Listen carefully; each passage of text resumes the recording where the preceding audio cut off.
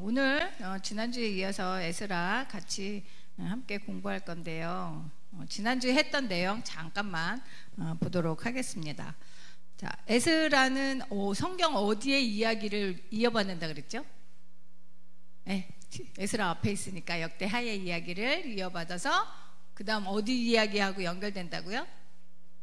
네, 느헤미야까지 연결이 됩니다. 그래서 포로 귀환 시대의 이스라엘의 삶의 그 모습들을 기록한 역사서가 3권이 있다 그랬어요. 어디라 그랬죠? 지금 우리가 배우는 에스라, 그 다음 느헤미야, 그 다음 역사서의 마지막 에스더. 거기 3권. 에스라, 느헤미야, 에스더. 거기가 포로 귀환 시대의 역사를 다루는 역사서다라고 저희들이 보았습니다. 그래서 에스라는 크게 두 부분으로 나눌 수 있다 그랬어요. 에스라 1장에서 6장, 오늘 배울 7장에서 10장. 자, 1장에서 6장까지는 누구하고의 이야기죠? 어떤 이야기가 나왔었죠?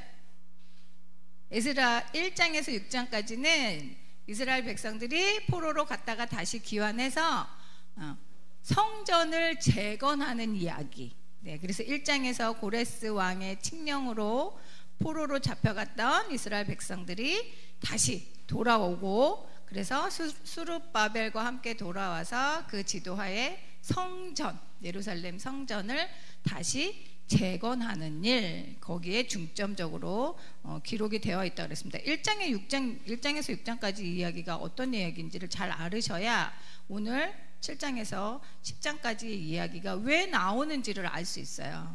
그러니까 1장에서 6장까지는 스룹바벨과 함께 돌아온 포로 귀환 백성들이 성전을 재건하는 그 일에 집중적으로 기록이 되어 있다 그랬습니다. 그래서 2장에서 보면 돌아온 백성들의 명단을 아주 길게, 어느 족속이 누가 돌아왔고 해서 길게 그 조상들의 명단을 다 기록을 했다라고 기록이 되어 있고, 그 다음에 스가랴 3장에서는 그래서 그 돌아온 백성들이 하나님께 번제를 드리고 성전 건축을 시작을 했는데 4장에서는 어떻게 됐어요? 방해됐어요. 성전 건축을 방해하는 일들이 생기기 시작이 됐어요. 그래서 성전을 건축한 그 다음에부터 바로 그냥 중단이 돼요. 그래서 몇 년 동안 성전 건축이 중단됐다 그랬죠? 네, 16년 동안 중단이 됐어요. 그럴 때에 선지자 학개 스가랴 선지자가 백성들을 다시 격려하고 또 책망도 하고, 그래서 성전 재건이 다시 시작이 됐어요. 그래서 성전 건축을 시작한 지 총 몇 년 만에 완성이 됐죠?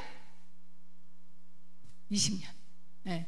성전 건축 스룹바벨과 함께 시작하고 16년 동안 중단되고 4년 뒤에, 그래서 20년 만에 스룹바벨 성전이 완성이 됩니다. 그래서 하나님 앞에 봉헌식을 올리고, 그래서 백성들이 유월절을 지켰다. 그게 6장까지의 내용이에요. 하나님의 백성으로서의 회복됨을 기리는 유월절을 함께 백성들이 지켰다 그랬습니다.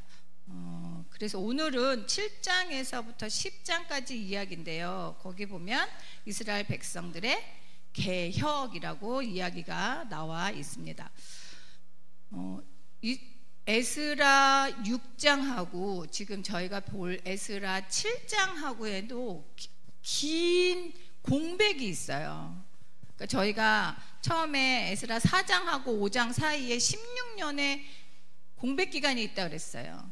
그 16년이 중단이 됐어요. 성전 건축이 중단이 됐던 그 시기가 4장 5장 사이면 6장과 7장 사이에는 한 60여 년의 공백이 있는 거예요. 58년이라고도 하긴 하는데, 그러니까 전체 보면 한 60여 년, 58년, 60여 년의 공백이 에스라 6장하고 지금 저희가 시작하는 7장 사이에 공백이 있는 거예요. 그러니까 스룹바벨이 1차 귀환하고 나서 성전이 재건되고 난 이후에 60여 년이 흐른 거예요. 그리고 나서 에스라가 백성들과 함께 2차 귀환을 하는 그런 이야기가 7장에 나오고 있습니다. 그러면서 에스라 7장에서는 에스라가 누군지 소개를 해주고 있어요. 저희가 지금 에스라를 보고 있는데 에스라는 도대체 누군지. 자, 에스라 7장 1절 보겠습니다. 7장 1절하고 5절. 에스라 7장 1절하고 5절을 읽어보도록 하겠습니다. 시작.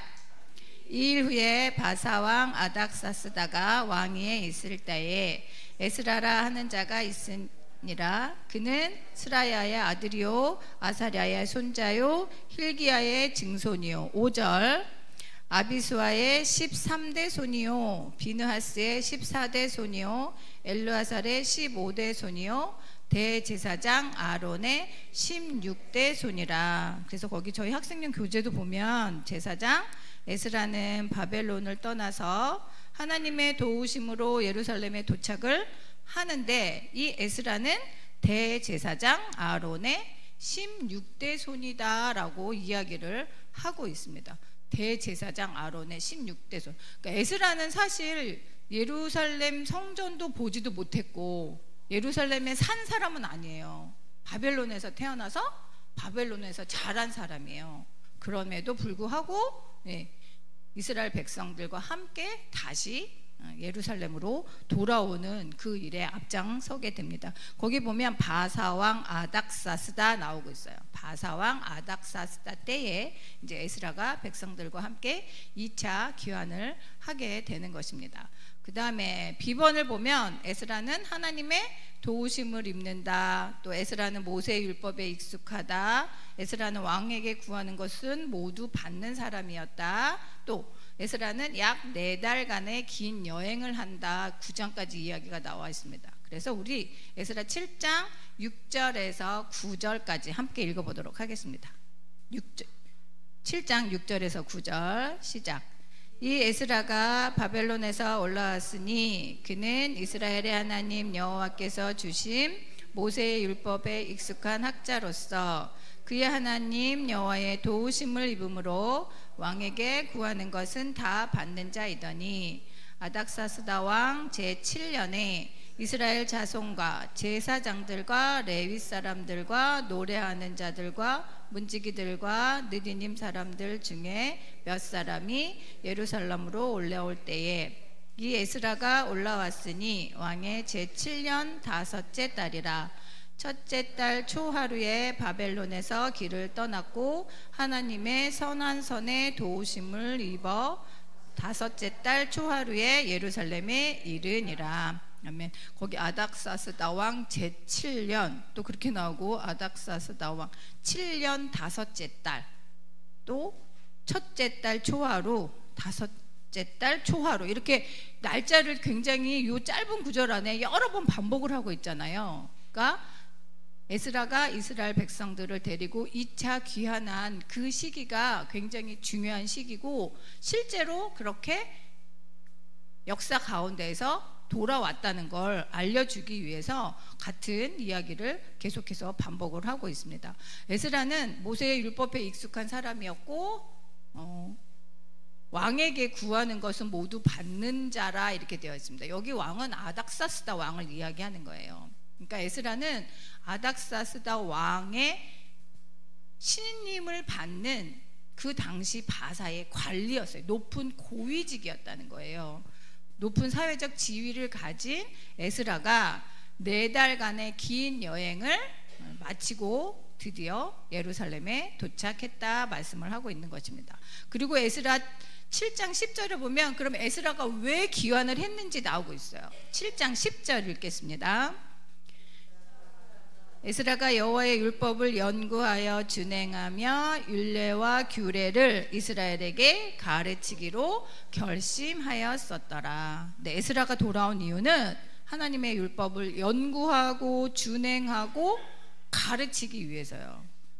이스라엘 백성들이 하나님의 율법을 잘 모르니까 그리고 그래서 그걸 잘 연구하고 준행하고 가르쳐서 귀환한 이스라엘 백성들이 하나님의 백성으로 바르게 서도록 도와주기 위해서 하나님의 율법을 가르치기로 결심했다 이랬습니다. 그러니까 이러한 모든 것을 보면 하나님께서는 에스라를 미리 예비하셨고, 그리고 아닥사스다 왕의 마음을 감동시켜서 2차 포로 귀환이 이루어지게 하시고, 이미 이제 성전은 만들어졌잖아요. 스룹바벨로 인해서 이미 성전은 재건이 되었는데, 그 공백 사이에 60여 년의 공백 사이에 백성들의 신앙이 제대로 서지 못하는 그 모습에 하나님께서는 다시 에스라를 2차로 귀환하게 하셨다는 거예요. 그러니까 겉모습의 성전의 재건뿐만이 아니라 이제는 백성들의 내면적인 모습, 하나님의 선민으로서의 정체성을 확립하시기 위해서 2차 귀환을 이끌어 주셨다는 걸 저희들이 기억을 해야 됩니다. 그 다음에 2번 보면 바사의 아닥사스다 왕은 조서를 내려서 예루살렘으로 가는 에스라를 전폭적으로 지지해 주었다 그랬습니다. 근데 처음에 아닥사스다 왕이 앞에서도 나왔었어요. 그때는 아닥사스다 왕이 예루살렘 성전 그것을 이렇게 반대했다고, 중단하게 하는 조서를 내렸다 이랬는데, 지금 여기에서는 아닥사스다 왕이 에스라가 가는 모든 일에 호의를 베풀고 필요한 모든 물자를 다 공급하라는 그런 조서를 내리는 것을 저희가 볼 수가 있습니다. 그래서 보면 거기 2번 보겠습니다. 2번에 A번, 아닥사스다 왕이 내린 조서의 내용이 지금 쭉 나오고 있는데, 거기 보면 에스라가 쓰고 왕이 서명을 했다고 추정한다 이렇게 가로가 되어 있죠. 네, 그러니까 이 아닥사스다 왕의 조서를 쓴 사람이 바로 누구냐면 에스라라는 거예요. 왜냐하면 여기 보면 하나님의 성전에서 필요한 모든 것들을 자세히 기록이 되어 있고, 어떻게 가져가야 되는지, 또 필요한 것이 무엇인지, 그런 것들, 예물 같은 것들을 자세히 기록을 하고 있거든요. 잘 가져가라고, 필요한 모든 물자들을 제공해 주라고 이렇게 이야기를 하고 있어요. 그러니까 그걸 보면 예루살렘 성전 제사에서 어떤 것들이 필요하고, 또 그 다음에 공급되어야 될 것들이 무엇인지를 에스라가 알고 있었기 때문에 그 조서를 대신 쓰고, 그냥 왕은 서명만 했을 것이다 라고 추측을 하는 거예요. 그래서 거기 보면 사실 아닥사스다 왕의 조서는 에스라가 쓴 것이고, 아닥사스다 왕은 그냥 서명만 했다고 거기에 추정한다고 기록이 되어 있는 것입니다. 그래서 아닥사스다가 내린 조서의 내용을 보면 첫 번째는 에스라의 귀환을 허용한다 그랬습니다. 자, 7장 에스라 7장 11절에서 13절 읽겠습니다. 11절에서 13절 시작. 여호와의 계명의 말씀과 이스라엘에게 주신 율례학자요 학자 겸 제사장인 에스라에게 아닥사스다 왕이 내린 조서의 초본은 아래와 같으니라. 모든 왕의 왕 아닥사스다는 하늘의 하나님의 율법의 완전한 학자 겸 제사장 에스라에게 조서를 내리노니, 우리나라에 있는 이스라엘 백성과 그들을 제사장들과 레위 사람들 중에 예루살렘으로 올라갈 뜻이 있는 자는 누구든지 너와 함께 갈지어다. 예. 그래서 에스라와 함께 가라고 명령을 하면서 거기에게 그 내용의 조서가 뒤에 26절까지 쭉 나오고 있어요.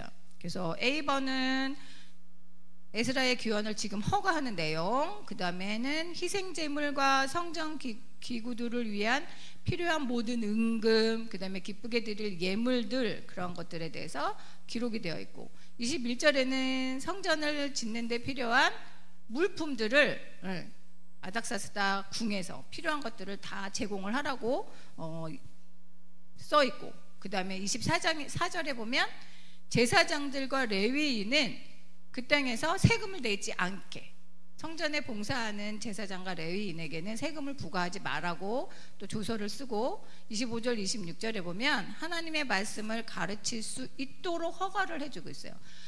지금 이스라엘은 독립된 왕국이 아니에요. 왕이 있을까요, 없을까요? 지금 현재 이스라엘은, 지금 에스라가 왔을 때의 그 이스라엘은 독립된 국가가 아니에요. 왕도 없어요.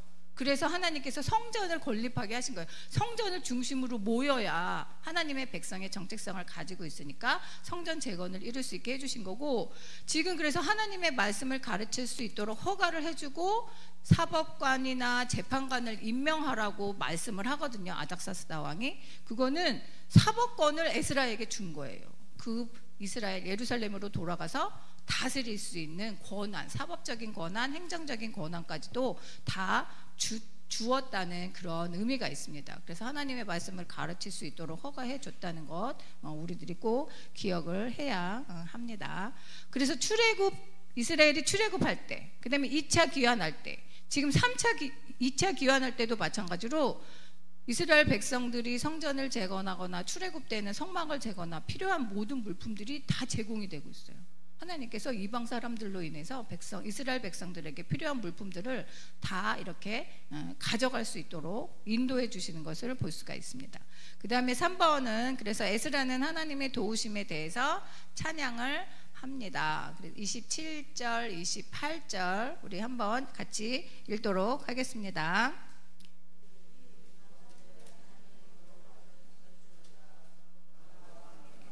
예루살렘 여호와의 성전을 아름답게 할 뜻을 두시고 또 나로 왕과 그의 보좌관들 앞과 왕의 권세 있는 모든 방백의 앞에서 은혜를 얻게 하셨도다. 내 하나님 여호와의 손이 내 위에 있으므로 내가 힘을 얻어 이스라엘 중에 우두머리들을 모아 나와 함께 올라오게 하였노라. 네.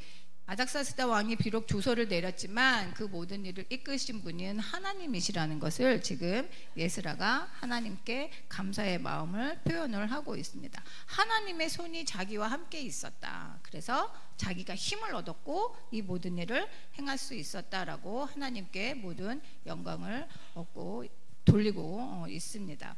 우리 마찬가지로. 그래서 에스라가 27절에 처음에는 우리 조상들의 하나님이라고 고백을 해요. 근데 28절에 보면 내 하나님 여호와라고 고백을 해요.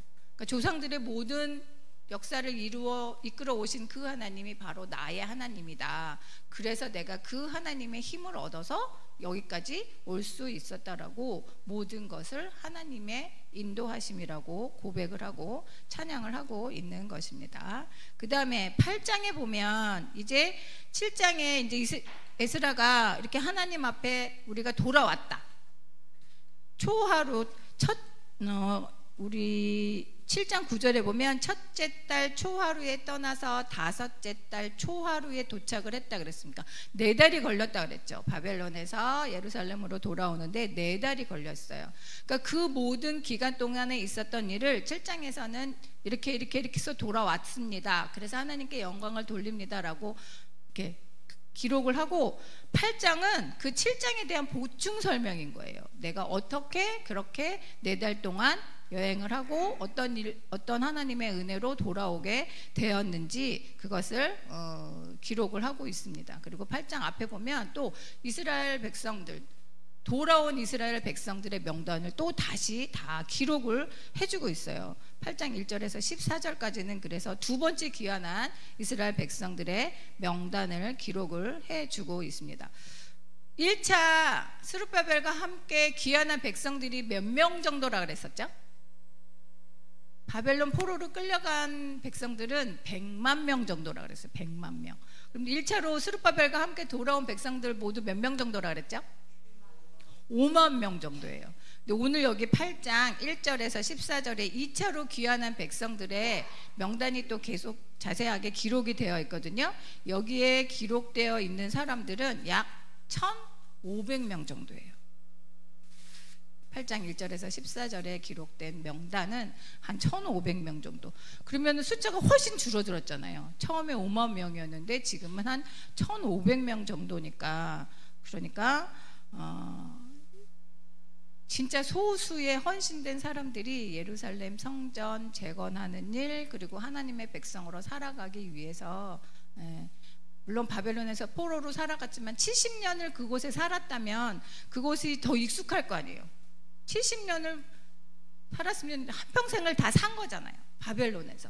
거기서 태어나서 자라고 거기서 살았으니까 모든 익숙한 것들, 안락한 것들을 다 두고 1,500명이 다시 에스라와 함께 2차로 귀환을 했다는 것입니다. 그래서 명단을 자세히 기록하는 거는 이스라엘 백성들이 선민 공동체로서 성전을 재건하고 자기들을 개혁해가는 주체가 자기들이라는 거예요. 포로 귀환한 백성들, 자기가 주체가 되어서 그 모든 일들을 행해야 하는 거예요. 그러면서 동시에 선민 공동체의 그 정체성을 회복해야 하는 대상도 자신들이라는 거예요.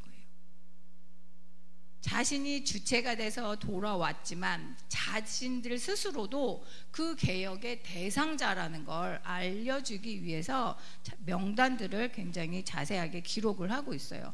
그러니까 각 개인 한 사람 한 사람이 중요한 사람이라는 걸 알려주기 위해서 지금 에스라서에는 그 명단들이 계속 기록이 되고 있습니다. 그리고 에스라서 맨 마지막 10장에도 가면 또 명단들이 또 나오고 있어요.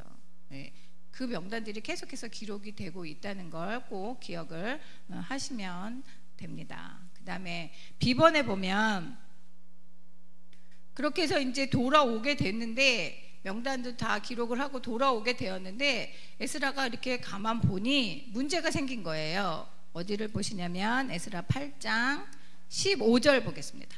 8장 15절 내가 무리를 아하와로 흐르는 강가에 모으고 거기서 3일 동안 장막에 머물며 백성과 제사장들을 살핀즉 그 중에 레위 자손이 한 사람도 없는지라.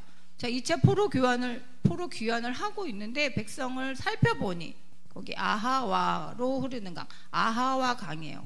그 강에서 3일을 머물면서 백성을 살피니 그 중에 레위 자손이 없다는 거예요. 레위 자손이 없으면 성전에서 봉사하는 일도 어려움이 생기는 거고, 그렇죠? 또 레위 자손이 하나님의 율법을 가르쳐 주어야 되는데 그 모든 일에 차질이 생기는 거잖아요. 그래서 2차 귀환 목적이 이루어질 수가 없는 거예요. 그래서 에스라가 그 레위인들과 성전 봉사자들을 다시 모집을 해요. 찾아요. 지방에 보내서 거기서 사람들을, 레위인들을 다시 모집을 하고, 그래서 17절 보면 하나님의 선한 도우심으로 레위인들을 다시 이렇게 모으게 됩니다. 그래서 그들을 데리고 함께 다시 예루살렘으로 돌아가는 그 일들이 이루어집니다. 그 다음에 에스라 8장 21절 23절에 보면 거기 시본의 이야기인데요. 에스라가 금식을 선포하고 하나님께 도움을 구한다 그랬습니다. 이제 백성들과 함께 출발 준비를 다 마쳤는데 출발하기 전에, 예루살렘으로 출발하기 전에 에스라는 금식 기도를 하고, 그리고 그 모든 여행길에 하나님의 도우심을 구하고 있어요. 하나님이 도와주시지 않으면 우리는 예루살렘으로의 길을 갈 수가 없다는 것을 알기 때문에 제일 먼저 하나님 앞에 기도를 드리고 있습니다. 8장 21절 23절 우리 함께 읽도록 하겠습니다.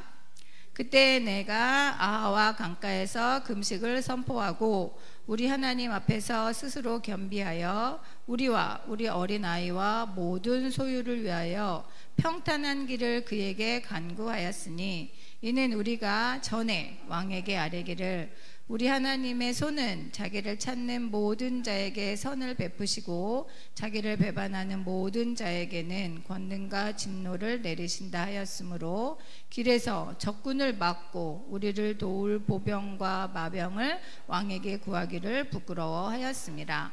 그러므로 우리가 이를 위하여 금식하며 우리 하나님께 간구하였더니 그의 응낙하심을 입었느니라. 아멘. 네. 귀향하는 자들, 다시 예루살렘으로 돌아가는 이스라엘 백성들의 그 마음을 다시 영적으로 무장시키고 있는 거예요. 함께 금식 기도하면서 영적으로 준비시키고 있습니다. 그리고 기도를 했어요. 왜냐하면 그 길에 적군도 있고, 그래서 아닥사스다 왕에게 우리를 도와줄 마병이나 보병을 구할 수가 있었어요. 에스라는 우리를 좀 무사히 갈 수 있게 도와주십시오. 왜냐하면 가는 길에 도적대가 나타나기도 하고 뭐 추위도 있을 수 있고 힘든 일, 여정일 거니까 그 여정길 가운데 우리를 좀 도와서 바사의 군대를 좀 우리에게 좀 붙여주십시오라고 간구할 수가 있었어요. 그런 위치에 있었고, 근데 에스라는 그렇게 하지 않았대요. 그리고 온전히 자기들의 그 모든 여행길에 하나님이 함께해 주시기를 기도했다라고 저희에게 알려주고 있는 것입니다. 그러니까 거듭 닥쳐오는 모든 문제의 해결을 위해서 왕을 의지하거나 군대를 의지하는 것이 아니라 하나님을 의지하는 에스라의 신앙을 저희가 볼 수 있어요. 하나님의 도우심을 간구하는 신앙이 그래서 우리에게도 필요하다는 걸 오늘 저희에게 알려주고 있습니다. 그 다음에 8장 24절 30절까지는 그 성전에 바칠 예물을 지도자들에게 분배해서 나르게 한다 그랬습니다. 아닥사스다 왕이 포로에 있었던 백성들을 다시 예루살렘으로 보낼 때 많은 보물들을 보내요. 은과 금과 귀한 그릇들과, 그리고 성전에 바칠 예물을 많이 보낸단 말이에요. 그러니까 그 모든 것들을 가져가야 하니까 하나님의 성전에서 쓸 귀한 예물이라서 에스라가 그거를 가지고 갈 사람들을 정해요. 그리고 그 사람들에게 당신은 뭐를 맡으세요? 당신은 어떤 것을 맡으세요? 다 맡아서 각자의 책임을 지어줍니다. 그래서 그 책임을 맡은 사람들이 24명을 뽑아요. 그래서 그 사람들에게 하나님의 성전에서 쓰일 중요한 예물들, 은금들을 다 맡기고 그것을 분배해서 가져갈 수 있도록 하게 됩니다. 근데 여기서 중요한 거는 하나님의 성전을 위해서 그 물건들을 가져갈 때요, 페르시아에 남아있는 이스라엘 백성들이 아직 많잖아요. 근데 그 남아있는 백성들, 이스라엘 백성들이 성전을 위해서 자신들의 은과 금과 그릇들을 기꺼이 같이 보내요. 그러니까 자기들은 예루살렘으로 비록 같이 가지는 못하지만 예물을 함께 보내는 거예요. 하나님의 성전을 위해서 사용할 모든 귀중한 것들을 함께 보내고 있다는 걸 또 기억을 했으면 좋겠습니다. 그러니까 이스라엘 백성들이 하나님이 계시는 그 거룩한 곳 성전을 위해서 사모하는 마음들은 있었던 거예요. 그래서 결국에는 다 돌아오지는 못하지만 그럼에도 그 마음을 돌아가는 백성들에게 같이 보내고 있음을 기억을 하면 좋겠습니다. 그 다음에 31절, 8장 31절 읽겠습니다. 에스라 8장 31절. 그래서 에스라는 예루살렘에 돌아와서 제사를 드립니다. 8장 31절. 첫째 달 12일에 우리가 아하와 강을 떠나 예루살렘으로 갈새 우리 하나님의 손이 우리를 도우사 대적과 길에 매복한 자의 손에서 건지신지라. 그래서 아까 7절의 이 내용을 지금 8장에서 보충 설명한다 그랬잖아요. 그래서 모든 대적과 길에 매복한 자의 손에서 이스라엘 백성들을 도와주셔서 다 무사히 귀환을 했다 이렇게 나오고, 그 다음에 모든 것을 그 예물들, 가져온 예물들을 이제 성전에 드립니다. 성전에 드리고 가져온 모든 예물들이 얼마나 되는지 자세히 다 기록을 해요. 그리고 나서 하나님 앞에 제사를 드립니다. 35절 상반절만 읽겠습니다. 8장 35절 상반절. 사로잡혔던 자의 자손 곧 이방에서 돌아온 자들이 이스라엘의 하나님께 번제를 드렸는데, 네, 하나님 앞에 번제를 드렸다라고 기록을 하고 있습니다. 그래서 에스라가 이스라엘 백성들과 다시 예루살렘에 도착하고 3일을 쉬어요. 3일을 쉬고 나서 성전에서 쓸 물건들은 다 제사장 손에 넘기고 나서 하나님께 오늘 저희가 읽은 것처럼 35절에 하나님께 번제를 드렸다 이야기를 하고 있습니다. 하나님께 번제를 드렸다는 것, 하나님께 속죄제를 드리고 번제를 드리고 제사를 드렸다는 것은 그동안 바벨론에서는 제사를 드리지 못했잖아요. 그렇죠? 이제는 제2의 성전, 스룹바벨 성전에 돌아와서 하나님의 백성으로서 하나님 앞에 예배를 드린 거잖아요. 제사를 드린 거잖아요. 그러니까 이제 우리는 포로잔 생태에서 완전히 벗어나서 하나님의 택하신 곳에서 제사를 드리는 선민 공동체의 그 회복을 의미하는 거예요. 1차 때는 6월절을 지켰어요. 그렇죠? 근데 이번에 2차 때는 다 백성들이, 돌아온 백성들이 하나님 앞에 번제를 드리고 자신들이 누구인지 하나님의 선민으로서의 공동체 그 선민 의식을 회복하는 그 상징성으로 제사를 드리고 있습니다. 그리고 나서 36절을 읽겠습니다. 8장 36절. 8장 36절. 무리가 또 왕의 조서를 왕의 총독들과 유브라데강 건너편 총독들에게 넘겨주매 그들이 백성과 하나님의 성전을 도왔느니라. 네, 아닥사스다 왕이 내린 조서를 그 예루살렘 이스라엘에 사는 총독들과 그 건너편 총독들에게 다 보여준 거예요. 그래서 하나님의 성전을 짓는데 방해하는 것이 아니라 다 도와주었다라고 8장 36절에서 마무리를 하고 있어요. 그러니까 이거는 7장과 8장의 모든 이야기가 완결됐다는 거예요. 2차 포로 기환이 하나님의 은혜로 다 완결이 되었음을 36절에서 선포를 하고 있는 거예요. 그러니까 하나님의 은혜로 아닥사스다 왕의 조서를 내리게 해서, 그래서 이스라엘 백성들이 2차 포로 교환이 은혜로 무사하게 다 돌아왔고 하나님 앞에 제사를 드렸다는 걸 공포를 하고 있습니다. 그 다음에 보시면 9장에서는 이제 그런데 그렇게 포로에서 2차로 귀환한 이스라엘 백성들 앞에, 에스라 앞에 굉장히 커다란 문제가 생기게 됩니다. 9장 10장에서 보면 이스라엘 공동체 안에 이방 여인과의 통혼이 있다. 그래서 그 소식을 듣고 에스라가 심히 회개하고 안타까워하고 애통해하고, 그리고 그 일들을 어떻게 처리해 갔는지 10장에서 기록을 하고 있습니다. 그래서 A번에 보면 지도자들이 이방 여인과 통혼을 했다는 보고를 들어요. 그래서 하나님 앞에 회개의 기도를 드리는데 9장 1절하고 2절 읽어보도록 하겠습니다. 에스라서 9장 1절 2절. 이 일 후에 방백들이 내게 나와 이르되 이스라엘 백성과 제사장들과 레위 사람들이 이 땅 백성들에게서 떠나지 아니하고 가나안 사람들과 헷 사람들과 브리스 사람들과 여부스 사람들과 암몬 사람들과 모압 사람들과 애굽 사람들과 아모리 사람들의 가증한 일을 행하여 그들의 딸을 맞이하여 아내와 며느리로 삼아 거룩한 자손이 그 지방 사람들과 서로 섞이게 하는데 방백들과 고관들이 이 죄에 더욱 으뜸이 되었다 하는지라. 거기 보면 제사장, 레위 사람들, 그 다음에 백성의 지도자들, 방백들, 그 사람들이 이방 여인들, 거기 이방 여인들이 굉장히 많이 나열이 되고 있어요. 가나안 사람, 헷 사람, 브리스 사람, 여부스 사람, 암몬 사람, 모압 사람. 이 사람들은 다 누구냐면 하나님께서 애굽에서 이스라엘 백성들을 이렇게 이끌어내시고 가나안을 들어가기 전에, 들어갈 때 이스라엘 백성들에게 하나님께서 명령하신 것이 있었어요. 그게 무엇이었을까요? 지금 여기 말한 이러한 족속들과는 결혼하지 말라. 그들의 딸을 데려오지도 말고 너희의 딸을 주지도 말고, 며느리를 삼지도 말고, 장가도 보내지 말라고. 1차가 아니라 애굽에서 출애굽하고 가나안 땅을 들어가기 입성하기 전에, 가나안 입성하기 전에 하나님께서 명령하신 일이었어요. 그런데 지금 2차로 돌아온 에스라 눈 앞에 그 일이 일어나고 있는 거예요.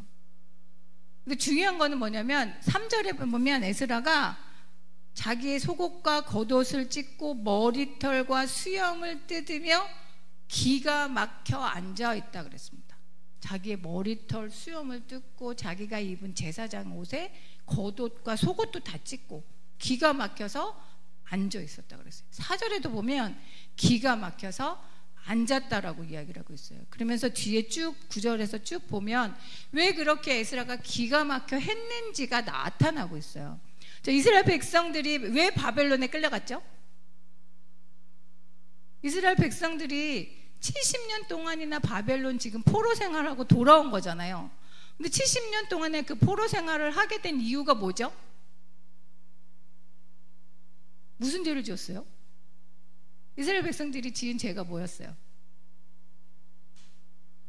지금 한 이야기예요. 똑같은 거. 이방 여인들을 아내로 맞이하고, 그래서 이방 여인들이 섬기는 우상들을 섬긴 거, 하나님의 말씀을 떠나 이방 신들을 섬기고 하나님을 떠났잖아요. 그래서 바벨론을 끌려갔었는데, 그런데 다시 돌아왔어요. 하나님이 포로 생활을 하게 하시고 거기서 살게 하시고 다시 하나님의 은혜로 돌아왔는데, 와서 보니 먼저 돌아왔던 그 이스라엘 백성들이 똑같은 일을 하고 있는 거예요. 그러니 얼마나 기가 막힌 거예요. 그러니까 에스라가 자기의 옷과 머리털 수염을 다 뜯으면서 기가 막혀서 앉아 있는 거예요. 그리고 하나님 앞에 통곡하며 회개를 하는 그러한 일이 있게 됩니다. 에스라 9장 7절 보겠습니다. 에스라 9장 7절.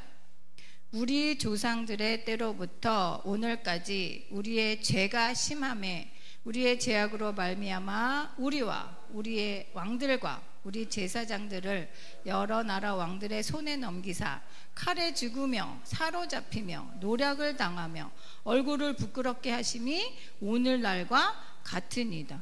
지금 이스라엘 백성 조상들이 한 죄 때문에 자기들이 죄악으로, 그 죄악으로 말미암아서 끌려갔잖아요. 이스라엘 백성들이 다른 나라 여러 왕들의 손에 넘겨져서 끌려가서 포로로 살고 수치스럽게 살았다라고 기록을 하고 있는데, 그 똑같은 일이 반복이 되고 있으니 에스라가 기가 막혔다 그랬습니다. 그래서 에스라가 왜 이렇게 이 일에 대해서 기가 막혀하고 하나님 앞에 회개하고 애통해하고 그랬을까요? 왜 이방인들과의 그 통혼이 이스라엘 백성들에게 그렇게 중요한 문제였을까요? 근데 이스라엘 왕 중에 이스라엘 백성 아닌 다른 이방의 여인들을 왕비로 삼은 왕이 있었죠. 아합왕. 그 아합왕 말고 그 전에 솔로몬. 네, 솔로몬이잖아요. 솔로몬 지혜의 왕이고 하나님 앞에 제사를 드렸던, 하나님의 마음을 하나님께 자기의 이렇게 정성을 다 들여서 예배드렸던 왕이지만, 솔로몬이 망하게 됐던 이유 중에 하나가 뭐예요? 이방의 여인들을 너무나 많이 데려왔어요. 그러니까 이방의 신들도 함께 왔잖아요. 그래서 이스라엘 백성들이 결국은 분열되고 왕들이 이렇게 후대로 가면서 그 다윗의 길을 가는 것이 아니라 느밧의 아들 여로보암의 길을 갔다라고 계속 기록을 하고 있잖아요. 하나님을 떠나고 이방신들을 하나님처럼 섬겼잖아요. 하나님도 우상처럼 섬기고, 그 죄가 지금 계속해서 이어져 와서 우리가 이렇게 수치를 당했음에도 우리 백성들이 또 이런 짓을, 네, 이런 일을 벌이고 있습니다. 하나님, 우리의 모습을 어찌합니까? 라고 하나님 앞에 기도하는 거예요. 그래서 9절 10절 보겠습니다. 9절 10절. 에스라 9장의 9절 10절. 우리가 비록 노예가 되었사오나 우리 하나님이 우리를 그 종살이하는 중에 버려두지 아니하시고 바사 왕들 앞에서 우리가 불쌍히 여김을 입고 소생하여 우리 하나님의 성전을 세우게 하시며 그 무너진 것을 수리하게 하시며 유다와 예루살렘에서 우리에게 울타리를 주셨나이다. 우리 하나님이 이렇게 하신 후에도 우리가 주의 계명을 저버렸사오니 이제 무슨 말씀을 하오리까? 네, 하나님 앞에. 그래서 하나님 우리를 불쌍히 여기셔서 우리를 도와주셔서 이곳에 왔고, 다시 예루살렘에 왔고, 성전도 재건을 하고 하나님이 우리의 울타리가 되어 주셨는데 우리가 똑같은 일을 또 저지르고 있으니 하나님 어찌하오리까? 네, 애통하는 마음으로 하나님 앞에 기도를 드리고 있는 것입니다. 그러니까 스룹바벨이 성전을 재건하고 지금 60여 년 만에 에스라가 왔다 그랬잖아요. 그러니까 그 사이에 이스라엘 백성들은 자신들의 정체성을 제대로 회복하지 못한 거예요. 그러니까 성전을 재건을 하긴 했어도 내면에 이스라엘 백성 선민 공동체로서의 자기의 정체성이 무엇인지를 정확히 회복하지 못하고 있었던 거예요. 정확히 깨닫지 못하고 있었던 거예요. 그래서 그 안타까운 심정으로 에스라가 하나님 앞에 기도하고, 그래서 하나님 앞에 결단을 하는 것입니다. 10장에서 그래서 에스라와 백성들이 어떤 일을 하고 있는지 보고 있는데요. 비번에 보면 그래서 에스라가 이 일을 공개적으로 드러내고 용기를 가지고 과감하게 처리를 한다. 그래서 에스라 10장에 보면 에스라가 지도자들의 도움을 받아서 율법대로 처리하기로 하고 또 금식한다 그랬습니다. 아와 강에서 이스라엘 백성들이 바벨론에서 돌아오기 전에도 이스라엘 백성들을 모으고 함께 금식 기도를 하고, 이제 이방 여인과 통혼하는 문제를 앞에 두고 또 에스라는 하나님 앞에 금식 기도를 하게 됩니다. 그래서 어디를 읽냐면 10장 1절 그 다음에 2절까지 1절 2절 한번 읽도록 하겠습니다. 10장 1절 2절. 에스라가 하나님의 성전 앞에 엎드려 울며 기도하여 죄를 자복할 때에 많은 백성이 크게 통곡하매 이스라엘 중에서 백성의 남녀와 어린아이의 큰 무리가 그 앞에 모인지라. 엘람 자손 중 여이엘의 아들 스가냐가 에스라에게 이르되 우리가 우리 하나님께 범죄하여 이 땅 이방 여자를 맞이하여 아내로 삼았으나 이스라엘에게 아직도 소망이 있나니. 아멘. 죄를 지었으나 우리에게 아직 소망이 있습니다 라고 스가냐라는 지도자가 에스라에게 이야기를 하고, 그래서 우리가 이방 여인과 결혼을 했지만 그 이방의 여인들과 그 자녀들을 다 내보내자고 하나님 앞에 서약을 합시다. 그러니 우리가 함께 할 테니 에스라 제사장에게 그 일을 진행해 달라고 합니다. 그래서 에스라가 그 일을 놓고 기도하고 백성들을 다 예루살렘으로 모읍니다. 모아서 지금 현재 일인 이렇게 되고 있으니 하나님 앞에 우리가 마땅히 자복하고 회개하고 이 일을 바로 잡아야 한다고 말씀을 합니다. 그래서 14장 읽겠습니다. 에스라 10장 14절. 이제 온 회중을 위하여 우리의 방백들을 세우고 우리 모든 성읍에 이방 여자에게 장가든 자는 다 기한에 각 고을의 장로들과 재판장과 함께 오게 하여 이 일로 인한 우리 하나님의 진노가 우리에게서 떠나게 하소서. 네. 그래서 기간을 정해요. 기간을 정해놓고 그 정해진 기간 안에 이방 여자에게 장가든 자 그리고 그 성읍의 지도자들과 함께 다 조사를 해서 예루살렘으로 모여라라고 공포를 합니다. 그래서 그 조사 기간이 3개월이 걸려요. 이스라엘 백성들이 이방 여자와 결혼한 사람이 도대체 몇 명이나 되는지 그거를 3개월 동안 조사를 하고, 조사를 했더니 그 18절 이하에 결혼한 남자들의 명단이 쭉 나오고 있어요. 조사를 했더니 전부 한 110여 명 정도가 되는데 제일 첫 번째로 나오는 게 제사장 무리가 나오고 있어요. 제사장 무리에서 17명이나 있어요. 그 다음 레위인과 성전 봉사자들이 나오고 있어요. 그 다음에 일반 백성들의 명단이 쫙 기록이 되고 있어요. 10장에서 그래서 에스라의 그 명령에 따라서 우리가 그 여인들을 다 내보내겠습니다 라고 언약을 하고 서약을 하고 그들을 조사하고 그 명단을 다 기록을 해요. 자, 앞에서 1차 기환, 2차 기환의 명단을 기록을 했잖아요. 그들의 명단은 어떤 명단인가요? 영광스러운 명단이잖아요. 하나님의 그 언약 백성으로서 포로에서 귀환하고 성전을 재건하고 다시 돌아온 그 백성들의 이름이 기록된 거는, 앞에 기록된 명단들은 굉장히 영광스럽잖아요. 근데 지금 이렇게 기록된 사람들의 이름은 창피한 거잖아요. 그렇죠? 수치스러운 이름이잖아요. 근데 하나님께서는 다 기록을 하게 하셨어요. 왜냐하면 성전을 재건한 사람들도 이스라엘 백성들, 포로에서 귀환한 그 사람들인 거고, 나를 개혁해야 하는, 신앙의 개혁을 이루어야 하는 그 사람들도 바로 돌아온 그 포로 귀환민들이었다는 거예요. 재건을 이루는 주체가 되기도 하고 개혁의 대상이 되기도 하는 거예요.